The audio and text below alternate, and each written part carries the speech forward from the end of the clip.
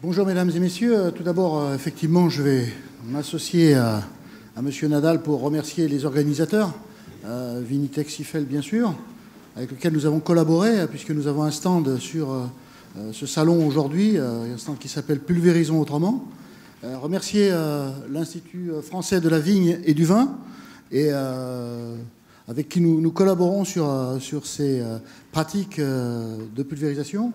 Remercier l'IRSTEA aussi, puisque ce sont les deux organismes qui sont un petit peu fer de lance sur ces questions. Et c'est vrai que tous ces remerciements, je les adresse plus particulièrement à M. Nadal, parce qu'effectivement, ça fait longtemps qu'il est là pour stigmatiser, aiguiller, pousser un petit peu les gens à travailler sur cette problématique de la pulvérisation. D'aucuns disaient il y a quelque temps, la pulvérisation, c'est réglé. On voit bien qu'aujourd'hui, ce n'est pas complètement réglé.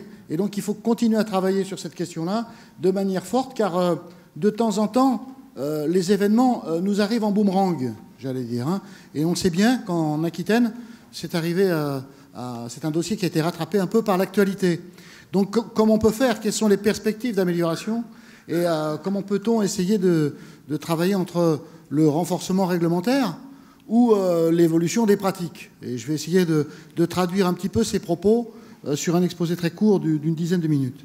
D'abord, la pulvérisation, oui, c'est un enjeu, comme l'a indiqué M. Nadal, pour atteindre les objectifs d'éco-phyto. La réduction des produits phytosanitaires, on a pu montrer par un certain nombre d'expériences qui ont été réalisées en collaboration avec l'IFV et l'IRSTEA que cette réduction était effective. On pouvait atteindre jusqu'à 30 à 40% de réduction lorsque le pulvérisateur, non pas est bien réglé, mais cible bien la végétation, ce qui est un petit peu différent. Hein.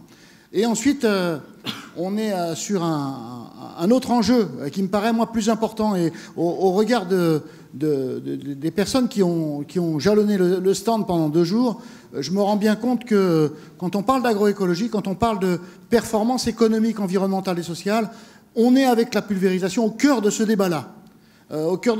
Parce qu'effectivement, la première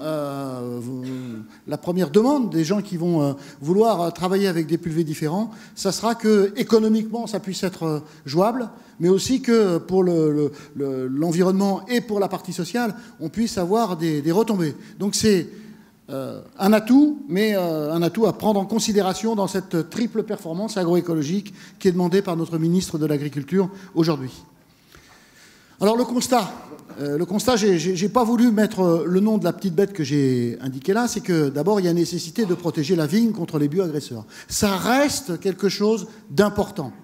On n'a pas, sous nos climats en particulier, la possibilité de conduire la vigne jusqu'à une récolte sans difficulté avec aucun traitement la plupart du temps, puisque ces conditions océaniques nous amènent mildiou, oïdium et autres bioagresseurs.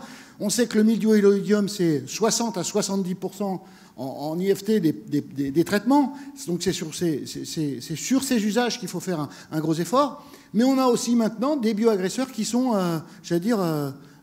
amenés petit à petit avec le changement de climat, bien sûr. Et puis, donc là, la photographie, c'est Drosophila Suzuki.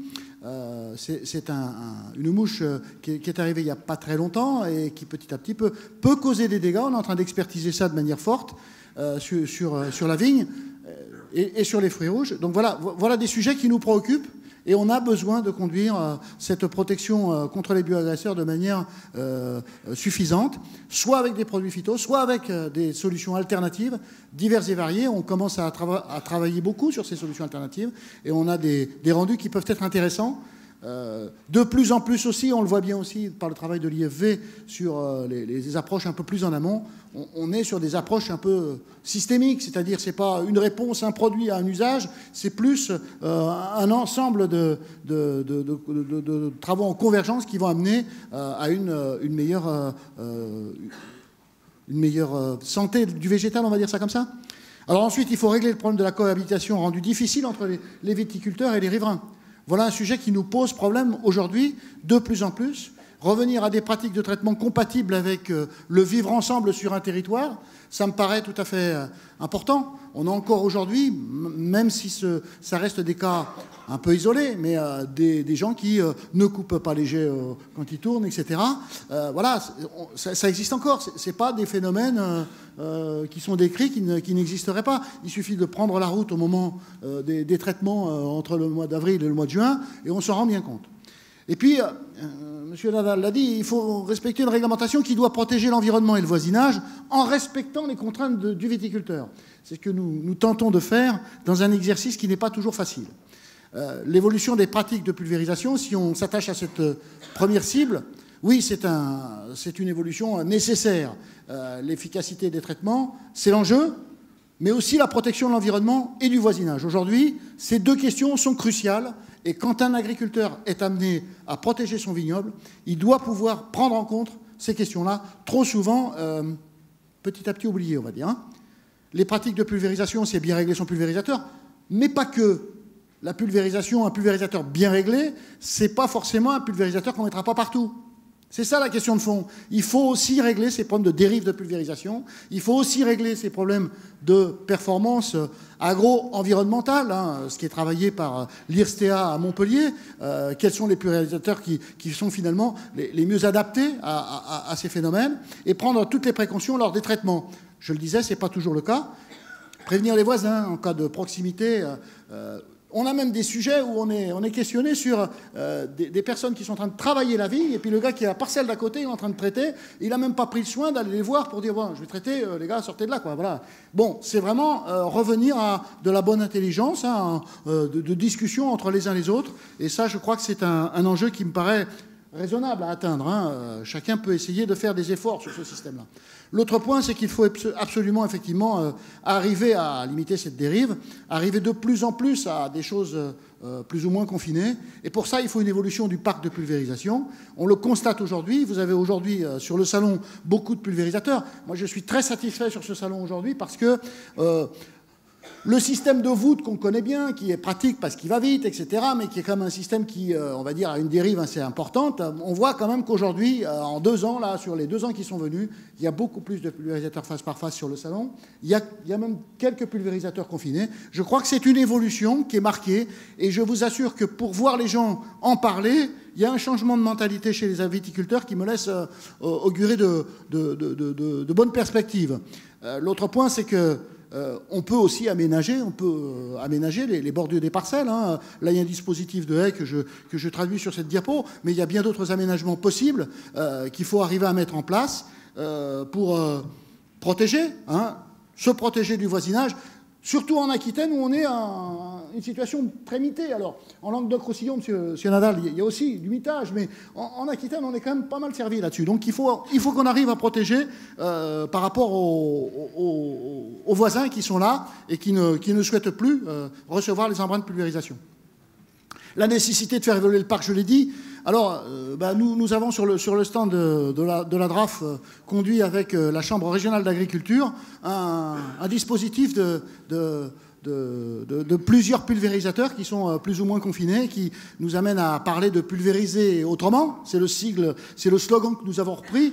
Notre chef de service, qui est au premier rang, a voulu mettre de la communication autour de ce slogan. Je crois que c'est important parce qu'effectivement, ça fait partie de ce qu'on souhaite faire passer comme message, et la contribution des uns et des autres y sera importante. Alors, où on fait effectivement évoluer ces pratiques, ou alors on a une réglementation. La réglementation, je l'ai traduit là, c'est l'existant avec les réglementations européennes, en particulier sur l'utilisation durable des pesticides, les arrêtés ministériels du 12 septembre 2006, que vous connaissez bien, l'arrêté ministériel du 27 juin 2011, et puis tout récemment en Aquitaine, l'arrêté préfectoral du 23 juin 2014, qui fixe des mesures destinées à préserver les établissements scolaires du risque d'exposition aux produits phyto. C'est un vrai sujet pour nous, puisque dès l'année prochaine, on a un plan d'action qui est en cours pour essayer de faire évoluer ces pratiques par rapport à la situation un peu conflictuelle qu'on rencontre. Je cite effectivement la loi d'avenir et son décret d'application que nous attendons, parce que ça va être aussi un sujet très important. En fonction de ce décret, on va ajuster l'arrêté qui a été mis en œuvre d'ailleurs, pour essayer de tenir compte des situations. Si on arrive à protéger, si on arrive à traiter à des moments différents, à des horaires différents, si on arrive à mettre en œuvre des pulvérisations différentes, eh ben on aura sans doute des possibilités de traiter plus facilement que dans d'autres cas, avec des zones de non-traitement potentielles. Voilà, l'idée c'est ça. On va voir comment ça sera traduit dans les textes. Et je crois que c'est quelque chose qu'il faut réfléchir, anticiper si on peut. Et je crois que nous sommes en travail là-dessus, y compris avec les FRQMA, avec les sociétés qui peuvent mettre du travail en prestation de services. On a donc diagnostiqué un petit peu tous les sites qui sont à risque sur notre région, enfin sur notre département de la Gironde, avec ce diagnostic, ces cartes et ce ciblage des mesures potentielles qui seront à mettre en œuvre. Voilà, on a un travail qui est important, qui a été mis en œuvre avec la Chambre d'agriculture, avec le CIVB et avec les différents acteurs de notre région. Je crois qu'on doit arriver à proposer des mesures intelligentes.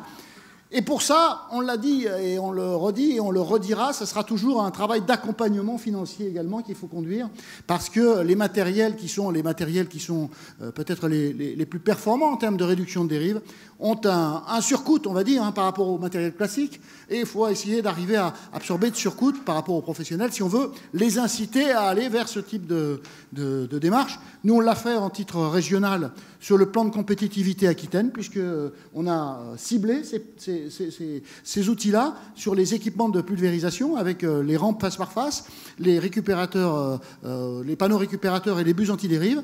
L'acquisition de pulvérisateurs neufs ou l'implantation de haies sont éligibles au plan de compétitivité. Donc c'est quelque chose qui est important pour servir de déclencheur, on va dire. C'est ça que je voudrais dire. Alors pour terminer mon propos, je voudrais rappeler que le travail conduit par l'IRSTEA sur les mesures agro-environnement qui vont présenter tout à l'heure, le travail conduit avec l'IFV sur la réduction de dérives et les protocoles simplifiés que vous allez nous présenter sur les performances donc, de ces pulvés sont de nature à pouvoir nous ouvrir des perspectives intéressantes pour classer les pulvérisateurs, pour essayer de donner encore plus de conseils pertinents aux viticulteurs. C'est le viticulteur qui choisira. Aujourd'hui, j'ai l'impression, j'ai le sentiment que sur le stand, par rapport aux 2 années précédentes, on a déjà une prise de conscience qui a été faite. Maintenant, il faut qu'on enclenche le deuxième volet, c'est-à-dire faire en sorte que ça se traduise par des mesures concrètes faites par les viticulteurs. J'ai confiance parce que ce sont des gens qui sont terriens, qui sont aussi à vouloir protéger et conduire leur vigne de qualité jusqu'à son terme. Et je crois qu'en travaillant de cette sorte avec tous les organismes, on pourra leur proposer des choses, j'allais dire, intelligentes. Je vous remercie de votre attention.